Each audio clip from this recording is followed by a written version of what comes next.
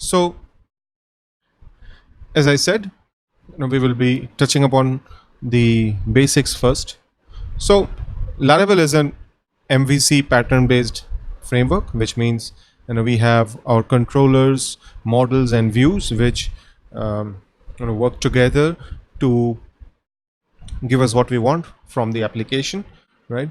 Controllers are pretty much like traffic police, where any request which is coming from the browser, the controller will first get that from in our Laravel context. Let's say it will hit index.php, it will start bootstrapping, then the routes will come into picture, and then the route will tell that okay, for example, if I have my main homepage which is slash, it should go to this URL, sorry, this controller, and it should hit this particular function inside that controller.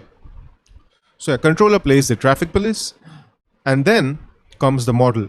So model is your way of talking to the database. Okay, models are classes which directly have the ability to get data or save data into the database, and that is responsible for all the data level activities which we have. And once the data is there from the model inside the controller, we pass that data to a view, right? In Laravel, those are blade views which we pass certain PHP data, which we can then modify. We can do all kinds of things to handle our representation. So if you see, basically what we are saying is, let me see if I can edit it. Maybe I don't, right? Okay, so we'll start with it, but the basic core concept says that when the route is hit, it will decide which controller to call and which method to call. Once we are into that function inside a controller, right, the function can take help of models to maybe query the database to get some results, or maybe save something into the database. And then once the data is in with us from the model, or rather from the database, we pass it to the view, and then the view is responsible for the presentation. So this is where the MVC, or the model view controller pattern, comes into picture. Now the question is, how do we install Laravel on our machine? Okay, so from the concepts, now get into some hands-on things. I have PHP 7.3.4 on my machine. I guess if we look at the documentation, this is installation. We need at least 7.1.3 with these PHP extensions. I think these are well documented things which you can use. I use Brew on Mac, and I have been using Linux as well, where I have certain scripts ready, which if you can run, you will get the latest version of everything which is required for Laravel. I can share the gist which I typically follow in the description of the video. So let's just get started. So we'll have composer create project Laravel /Laravel. Now I would like to tell you that there is one way, which is composer create project Laravel, and then the name of the project. So let's say it's Code Lab, right? I can do this, or there is one more option, which is composer global require Laravel installer. So once you do this, you will have Laravel as an exe available as a global binary, and then you can just do Laravel new blog, which will result, or rather Laravel new Code Lab, which will result in exactly the same output. So I haven't installed this. I just use composer create project because it gives me the same thing, right? But yeah, I think once we are able to pull the entire framework, we will again come back and we will move ahead. All right, so all the dependencies for the framework have been pulled down by composer, and now I will do cd code lab, and once I'm in, I will open up the project in Visual Studio Code. Okay, and by default this is the folder structure, right? Now how do we run it? First of all, Laravel comes with an artisan file which allows you to do a lot of things. For example, if you do PHP artisan, you will see a list of commands which you can run for all different kinds of things. One of them is PHP artisan serve. Okay, what it will do is run the application on your localhost port 8000, which means if I open up a new tab and do localhost 8000, we have our Laravel's home page, right? So already we can see that there are certain out of the box goodies which help us do a lot of things, artisan being one file. Composer.json is your file where we have all the dependencies which Laravel require. Okay, for example, the Tinker, the proxy, all these packages are being pulled down by the Laravel framework, apart from the inner dependencies of Laravel framework itself. Every framework dependency goes inside our vendor folder, which you can go in and check, right? And so if we quickly go through the folder structure, we'll see we have an editor config. These are files which you can use to tell your editor what kind of formatting you are used to. For example, it is said that all character sets will be UTF-8, end of line, right? We can add one small thing. Let's say I want my JavaScript files to be of indent size 2. Okay, I have made that change. Then comes env file. Now these are quite important. Your env file is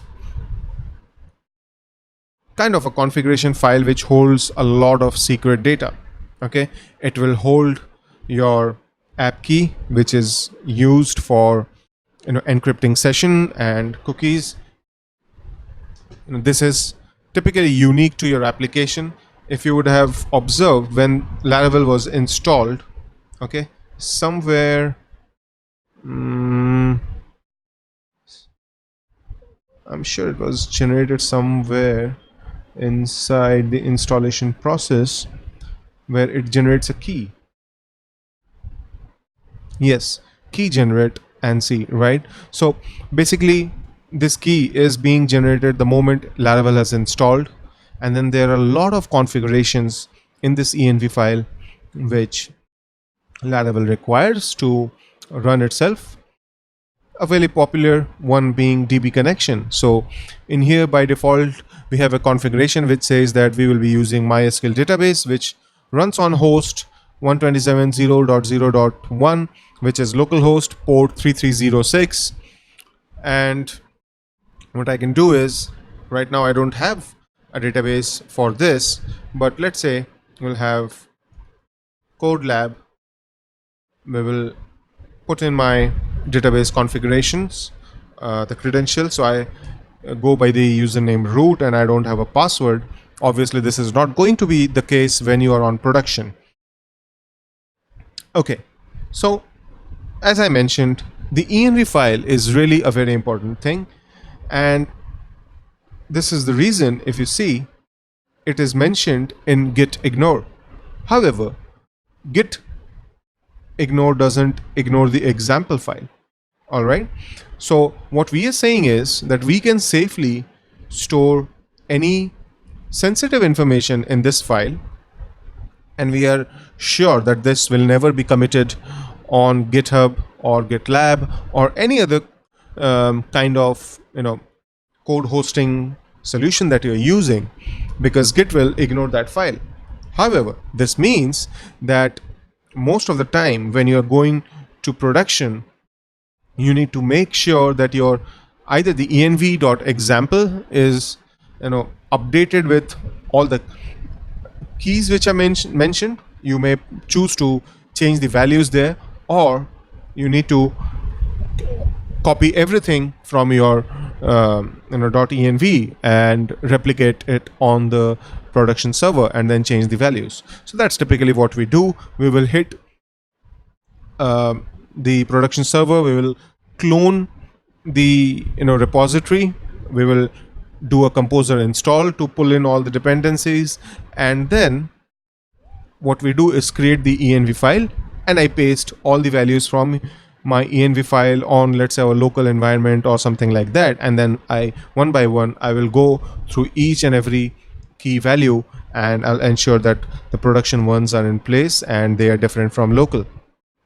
We will also recommend that you have a different app key when you're hitting the production instance from your local instance. Okay. All right. So as far as the default configurations goes in the env, these are the ones. Now we have app folder, which will hold your entire business code. Okay. We'll get into the details of each and every folder here and what are other possibilities later. We have Bootstrap and Cache. This is the folder where the framework generates its own cached files. Okay, and typically when you are configuring Laravel on the production server, you would want the ownership of this folder and the public folder, no, not the public folder, rather the storage folder with Apache or Nginx, whatever is running PHP. Okay, then comes config files. Okay, config files are PHP arrays which Laravel uses to use the environment variables. So for example, we have app, where the name of the application, the environment, and also a lot of the service providers are being mentioned. Okay, and if you see, it says name is something which we'll get through a function called env, and the key is app name. And if you see here in the environment file, we have a key called app name.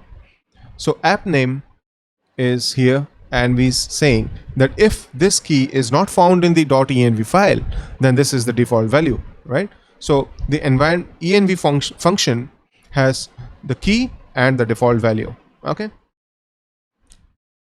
Same goes with database, where we can see that our default connection is MySQL. If I want, I can use any other, for example, Postgres or something like that. Okay. And these are some of the configurations which I mentioned. Typically, we don't need to play around with this. However, let's just say that we need some custom configuration for our own project. We can do that. We can go to config, create a new file, let's say codelab.php. Okay. In here, I'll open up an array like any other. So for example, let's say we have mail. You can see that we are returning an array. Okay, so we'll do that, and then we will have a name, a key. So for example, anything, it can be API version, so I'll say API-version, and we can either define it here 0.0.1, right? Or what we can do is say API version equals, in quotes, 0.0.1, and then come over here, env, we'll call this function, we'll pass the key, and we'll say if there is nothing, just do 0.0.0. Now, I know I am jumping a little, but just to show you that this can be used, I will open up welcome.blade.php, which is responsible for showing this page. Okay, and here in this blade file, I'll have config. Now, because we have created a file with name CodeLab, so we first add that, then the name of the key. So in our case, that is API version.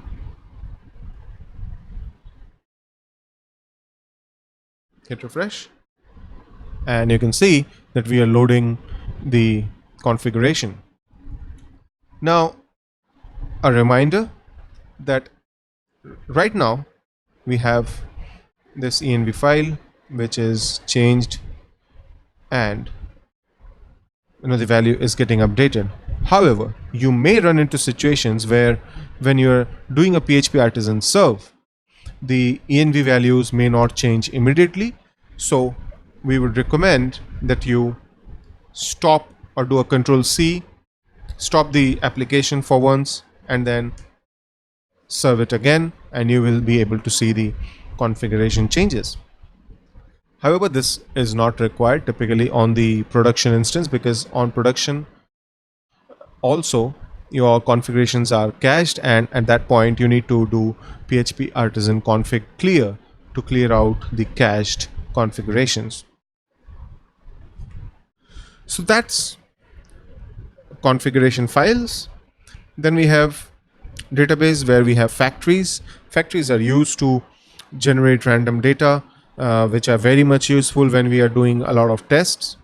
Migrations are your way of controlling the database structure under version control, right? So for example, if I am working with someone else on this project and I'm making certain database changes, how do I send those database changes to the other team member, right?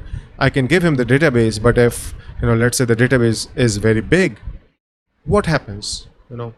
Then I'll need to start shipping SQL queries, which are alter tables, which can get really messy. So migrations are Laravel's answer to managing database changes. We can make certain changes, we can revert them back again, and do quite a lot of cool stuff, which we will see when we are going through the actual implementation. And seeds is somewhat, you can say, like factory. It is used to create data, but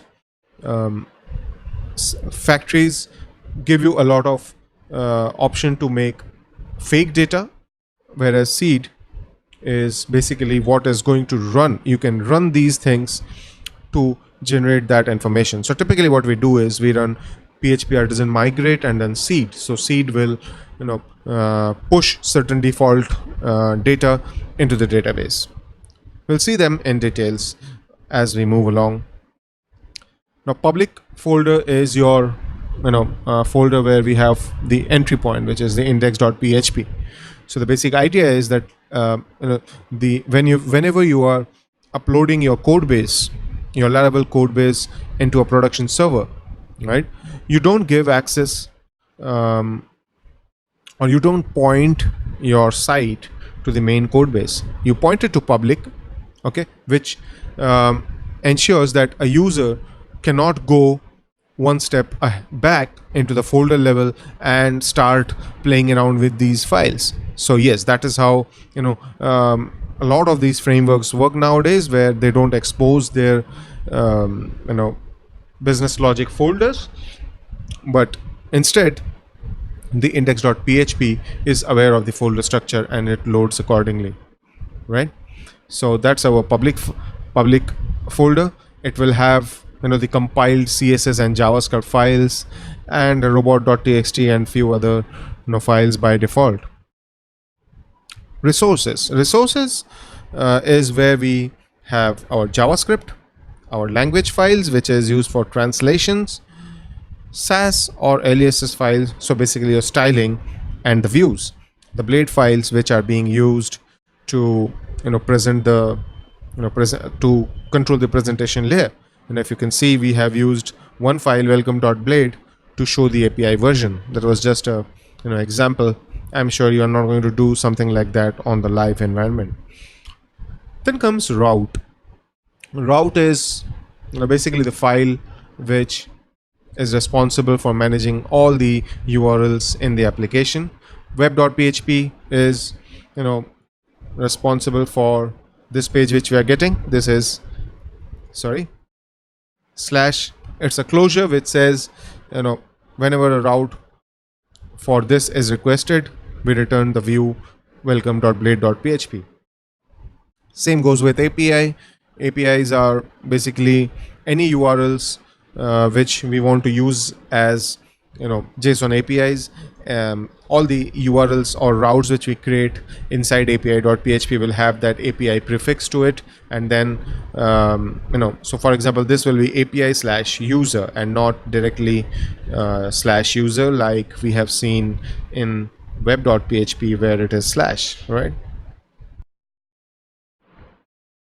So then we have the channels .php, which is used for broadcasting, and then we have console, which is kind of the commands which we can run.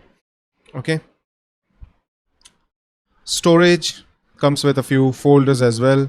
This is logs, where we can find all our application logs, which will hold the error logs and other stuff. Framework has a folder which stores cached data in terms of cache, session, even the compiled view files.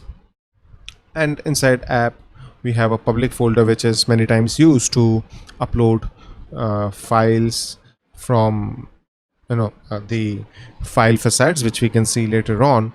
But yeah, so basically instead of public, all the files are uploaded here and they are symlinked. So storage is done, and then we have tests. And this is where we can write our own PHP unit and integrations and Dusk browser tests, right? And vendor is obviously where all the composer packages are being stored. So yeah, I think this is a brief introduction, or brief walkthrough some of the important folders. We haven't even seen quite a few, for example apps and other things which we will see later on, but generally this is the folder structure. I hope you understand these, because these will be very important when we move ahead with the development. So thanks for watching, guys. If you like the video, do click on the thumbs up icon and hit the bell icon so that you get instant notifications whenever I am uploading a new video.